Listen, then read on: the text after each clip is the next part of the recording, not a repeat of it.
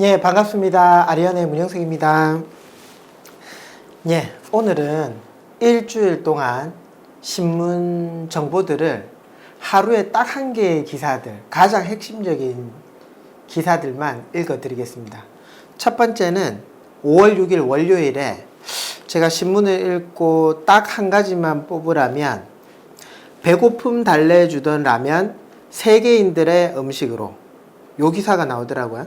신라면, 불닭볶음면, 이어 대박 라면까지.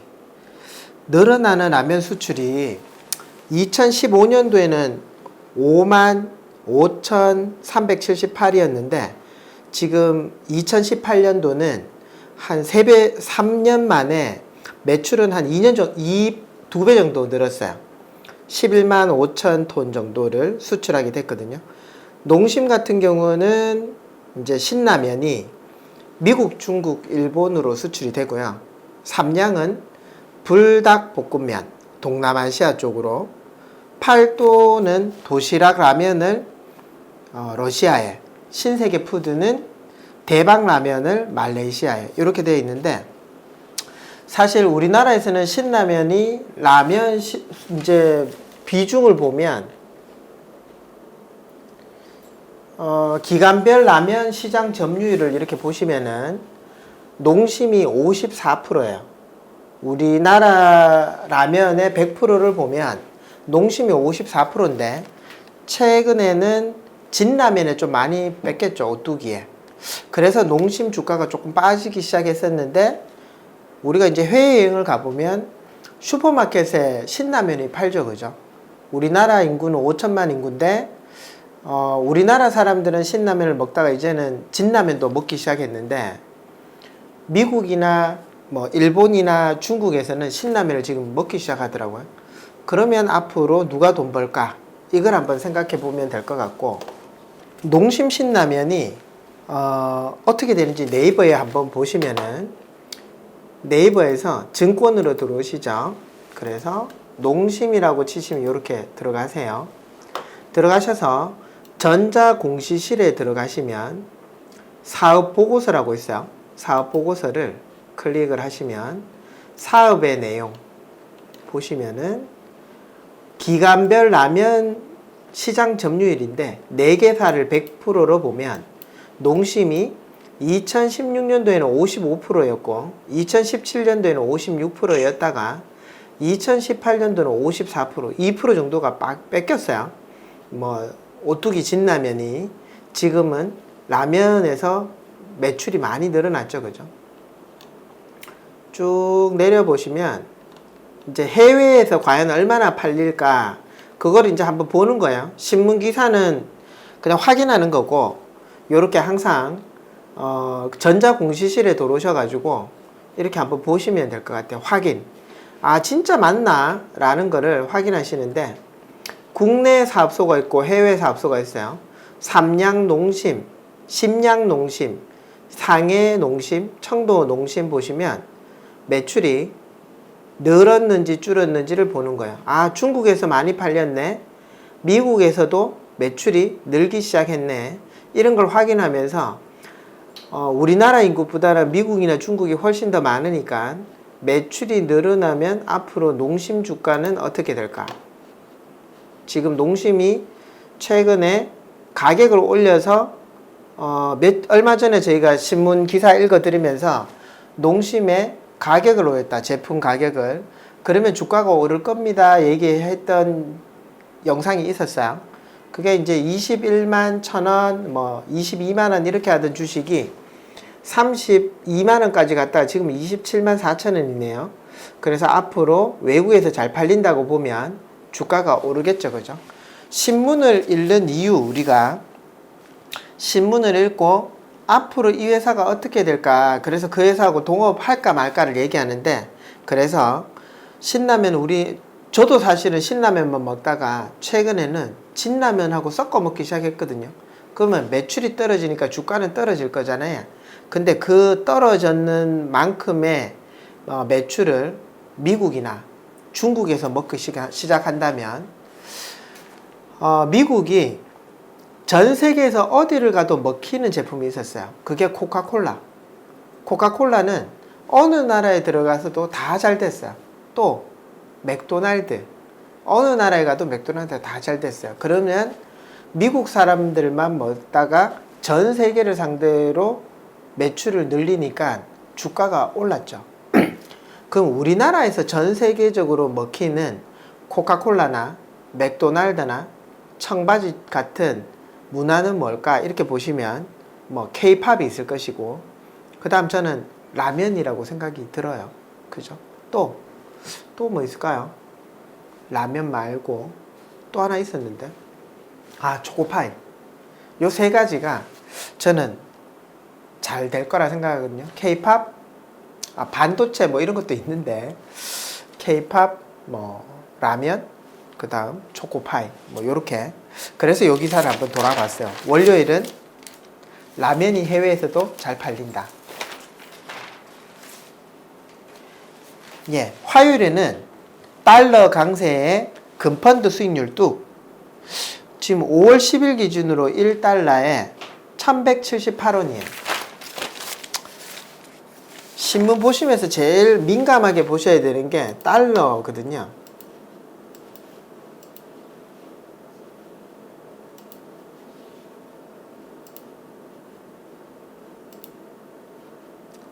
지금 최근 3개월에 그래프를 한번 보시면 2월 달까지만 해도 1118원 하던 달러가 1182원 찍고 1178원 정도까지 이렇게 갑자기 많이 올랐어요. 1년치만 보더라도 최근에 갑자기 급등했던 게 보이죠. 3년을 해도 올랐는 게 보이고, 5년으로 보면 최근에 1100원, 1000원대에 있던 달러가 1178원 이렇게 올랐어요. 이렇게 환율이 갑자기 오르면 누가 돈 벌 것 같느냐? 첫 번째, 수출하는 업체가 돈을 벌겠죠. 수출하는 업체. 뭐 반도체라든지 자동차라든지. 두 번째, 우리는 남들이 안 좋을 때 무언가를 사야 되죠. 부동산이 안 좋을 때 사야 되고, 금값이 쌀 때 사야 되고, 달러가 쌀 때 사야 되는데 일단은 달러가 비싸졌어요. 달러가 비싸지면 제일 손해보는 회사가 어디냐? 항공주예요. 항공주. 항공주들은 비행기를 전부 다 리스로 사서 오죠. 그럼 매달 달러를 갚아야 되는데 2018년 1월에는 비행기를 갚을 때 뭐 예를 들어서 1,001달러를 갚는다면 1,000원만 주면 됐었는데 지금은 1,178원으로 올랐으니까 20% 정도를 더 줘야 되는 거예요. 그래서 비행기 주식이 안 좋을 수 있겠다. 달러가 급등하면 비행기 주식이 어떻게 되어 있는지 한번 보시면 되겠죠. 우리나라에서는 제일 큰 항공 주식이 대한항공. 보면 최근에 달러가 떨어지면서 오르려고 하던 항공 주식이 떨어지고, 여기는 이제 뭐 지금 상속에 관련된 어떤 이슈도 있고, 지분율에 대해서 다른 회사가 지금 분쟁이 있는 그런 내용도 있어서 아시아나도 매물로 나왔으니까 또 좀 애매하고, 뭐 TA항공, 제주항공 이렇게 한번 볼까요? 지금 보시면 TA항공 같은 경우는 7,000원 정도 해요. 비행기가 지금 달러를 많이 줘야 되니까 순이익이 이렇게 떨어지죠. 그러면 요럴 때에 샀다가 TA에는 다른 거 볼 거 없이 사실은 달러가 1178원 하던 게 한 1,000원, 1,100원 정도면 주가가 역배우를 다시 올라가요. 그래서 달러가 강세에 금펀드 수익률 뚝이라고 했어요. 달러가 약해지면 금펀드는 올라가고, 달러가 강세면 금펀드가 떨어져요. 그래서 여기에서 시장 지표에서 국내금 보시는 게 아니고 국제금을 보시면 되는데, 최근 3개월 동안 보시면은 금 가격이 뚝 떨어졌어요. 이유가 금값이 떨어진 이유는 달러가 올라갔기 때문에. 달러가 오르면 금값은 떨어진다라는 걸 생각하시면 될 것 같아요. 그래서 집에 이렇게 금이 있죠. 그러면 언제 팔아야 될까? 이런 걸 달러를 보시면 돼요. 그런데 오히려 달러가 다시 이렇게 강세가 아니고 약세로 돌아서면, 약세가 돌아선다면 우리나라 환율이 1178원에서 1100원이나 1050원 이렇게 되면 금값이 다시 오르겠죠. 달러가 약세가 되면 금값은 오른다. 그러면 지금 금을 사야 될까 말아야 될까를 보시면 3개월 동안은 떨어졌고요. 1년 동안은 보시면은 최근에 많이 올랐어요. 그리고 조정받았거든요. 3년 동안 보시면 금값이 제일 비쌀 때가 얼마냐면 1134원. 그런데 지금 1285원. 금을 사기에는 조금 비싼 위치인 것 같아요. 저 같으면 금은 한 1100원, 1150원 정도에 사겠죠. 그러면 조금 더 지켜보다가 떨어지면 사야 되겠다. 금은 지금 5년치 평균으로 봐도 고점에 가까운 위치에 와 있죠. 그래서 금은 지금 투자할 때가 아니네. 달러는요. 달러는 지금 너무 비싸죠. 달러도 투자할 때가 아니네. 두 개는 지켜봐야 되겠다. 그럼 무엇을 살까? 달러가 강세여서 손해보는 건 무엇일까? 비행기 주식이다. 비행기 주식에 관심을 조금 가져야 되겠다. 이렇게 보시면 될 것 같아요. 역으로 달러가 약세일 때는 어떻게 해야 될까? 금을 사야 되겠다. 이런 거를 보시면 될 것 같아서 화요일에는 달러 강세의 금펀드 수익률 뚝. 이렇게 기사를 딱 보면 예전에 제가 공부할 때는 금펀드 수익률 떨어졌네. 역으로 생각하면 지금 금을 사야 되나? 이렇게 생각을 했거든요. 그런데 제가 공부를 하다 보니까 금도 지금 봐도 정말 비싼 위치에 와 있다는 거예요. 5년치를 보시면 5년 중에 금을 사야 될 때는 이런 자리잖아요. 근데 지금은 금을 사기에 비싼 자리라는 걸 신문을 보시면서 이렇게 컴퓨터를 켜놓고 보시면 좋을 것 같아요. 그래서 화요일은 금입니다. 예, 화요일에 또 있었던 일은 문정부 출범 2년 설문조사를 했어요. 경제학자 84% 한국경제 위기 직면, 53%가 내년 최저임금 동결을, 우리나라 경제 성장률을 2%에서 2.3% 정도로 보거든요. 근데 최근에는 이것도 기대하기 어렵다. 최근 2년간 최저임금이 30% 가까이 인상돼 부작용이 나타나는 상황에서 내년도 최저임금 인상률을 동결해야 한다고 입을 모았대요. 그래서 우리나라는 산업 경쟁력 구조가 약화됐고 믿고 있던 반대초 가격도 반도체 가격도 이제 하락으로 돌아섰죠. 거기에다가 미국, 중국 무역 분쟁으로 대외 여인도 안 좋아서 최근 2년 동안 최저임금이 30% 올랐는 게 우리나라 경제에는 큰 악영향을 끼쳤다. 요 기사도 정말 좀 와닿더라고요. 그래서 화요일은 금값하고 최저임금 인상 30%에 대한 문제 이렇게 보여지더라고요. 5월 8일 수요일에는 우리나라가 이제 딱 국내만 바라보고 투자하는 시기는 진짜 지났는 것 같아요. 해외 직구 주식을 직구한대요. 주식도. 코스피는 빌빌, 경제는 무기력, 개미마저 한국 주식 매력 없다. 그래서 우리나라는 5년 만에 2배 이상 불어난 해외 주식 직접 투자를 한대요. 작년까지만 해도 주로 개인 큰손이 자산 배분 차원에서 해외 주식을 담았다면 최근에 소액 투자자들마저도 국내 주식을 사고 팔듯 미국이나 다른 해외 주식을 투자하기 시작했대요. 코스피 지수는 지난 3일까지 7.6% 올랐는데요. 미국 S&P 500 지수는 17.5% 올랐고 중국 상하이 종합주가 지수는 23.4% 올랐대요. 일본 니케 지수는 11.2%. 전 세계적으로 보면 우리나라에 투자하는 수익률 자체가 제일 낮았다. 한국 투자자들이 가장 많이 거래한 미국 아마존은 올해만 30.7% 올랐고요. 3년 동안은 192.3% 올랐대요. 아마존은 미국만 투자하는 게 아니고 전 세계적으로 지금 아마존이 침투를 하기 시작했죠. 그러니까 1년에, 아니 올해만 30%, 3년 동안 192% 올랐대요. 그러니까 우리나라는 조금 불안해 보이니까 해외 직구를 주식을 한대요. 코스피는 1년간 마이너스 11.7%인데 비해서 미국 S&P는 12%, 일본은 마이너스 1% 선방함으로써 투자자들은 상대적인 박탈감이 커졌다.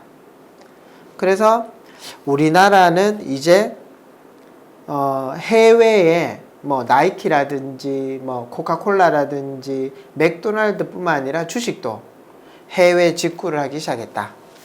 이렇게 보여지고 5월 9일 목요일에는 트럼프 관세 위협에 보복 예고한 중국. 지금 저번 한 주 가장 큰 이슈는 미국하고 중국하고 관세의 그 강대강 무역 협상 결렬, 이게 가장 큰 이슈였던 것 같아요.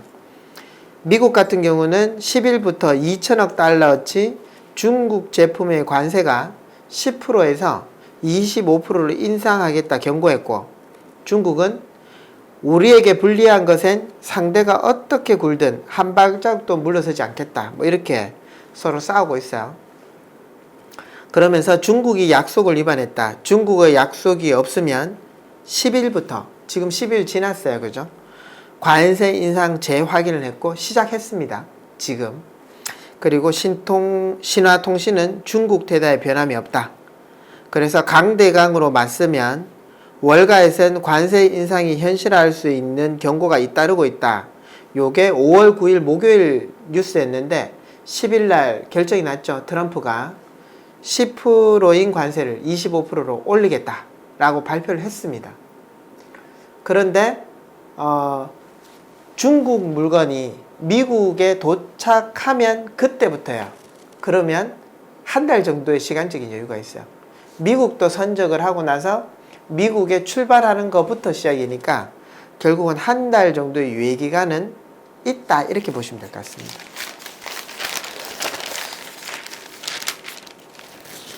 그리고 5월 10일 금요일 딱 한 개의 기사를 꼽으라면 워렌 버핏도 아마존 투자 혁신기업 찾아야, 이렇게 되어 있습니다.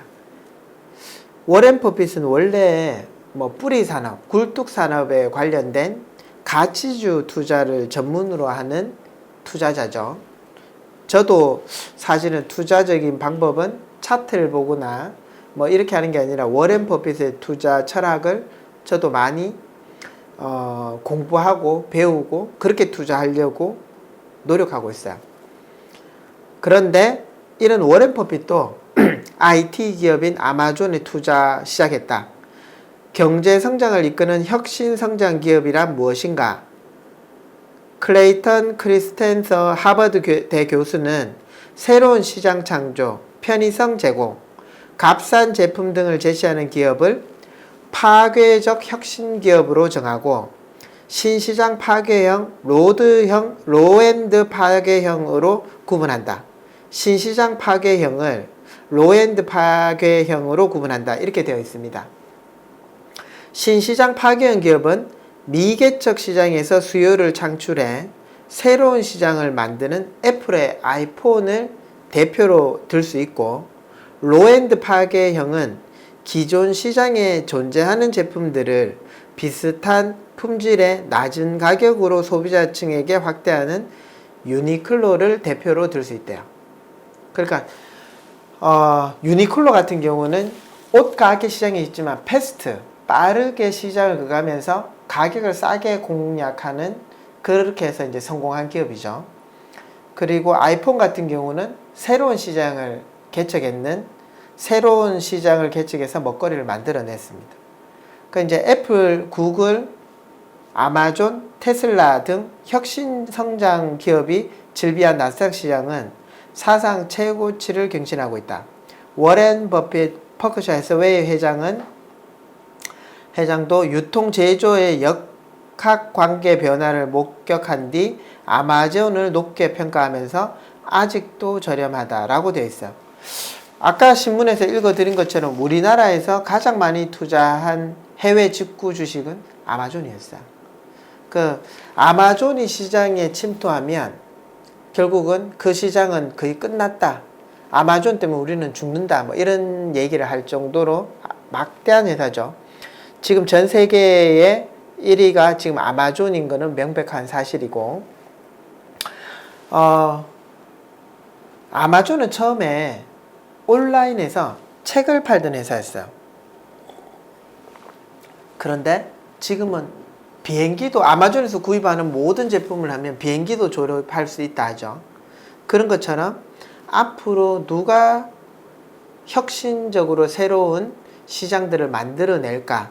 여기에 답이 있고, 그리고 IT가 발전해지면서 우리는 핸드폰 하나를 클릭하면 누가 돈 벌 수 있을까? 뭐 저는 처음에 우리가 왜 배달 음식을 시켜 먹잖아요. 그러면 이렇게 전단지를 막 찾죠. 그러면서 우리가 막 시켜 먹었는데 지금은 시켜 먹는다면 그냥 배달의 민족이잖아요. 그런 것처럼 뭔가 트렌드가 바뀌는 기업에 우리가 관심을 갖고 동업할 수 있으면 좋겠다 이렇게 생각이 들어서 요번 한 주에서 가장 딱 한 가지 어떤 정보가 와닿을까 딱 보면 환율인 것 같아요. 환율이 1100원대에 하던 환율이 1170원까지 올랐다. 그래서 금값이 떨어졌는데 그럼 금을 사야 되나? 금은 조금 더 기다려서 사는 전략을 가져가야 되겠다. 달러는 강세인데 지금 달러를 사는 거는 오히려 고점에 살 수 있을 것이다. 그러면 이럴 때 가장 손해보고 안 좋은 기업이 뭘까 보면 항공 주식이다. 근데 이제 대한항공은 상속에 대한 이슈, 그리고 이제 경쟁사가 이 회사를 최대 주주에서 2대 주주 이렇게 해서 사내 이사로 들어가려고 하는 어떤 분쟁들의 소지가 있죠. 아시아나항공이 두 번째 우리나라 항공 주식인데 아시아나항공 같은 경우는 지금 매물로 내놨어요. 세 번째 큰 회사가 제주항공, 티웨이 뭐 이런 회사들이 있겠죠. 그럼 이제 이런 회사들을 어떻게 공략하면 좋을까? 투자해도 좋을까? 요렇게 한번 보셔도 괜찮을 것 같습니다. 한 주 신문 오늘 여기까지 하겠습니다. 수고하셨습니다.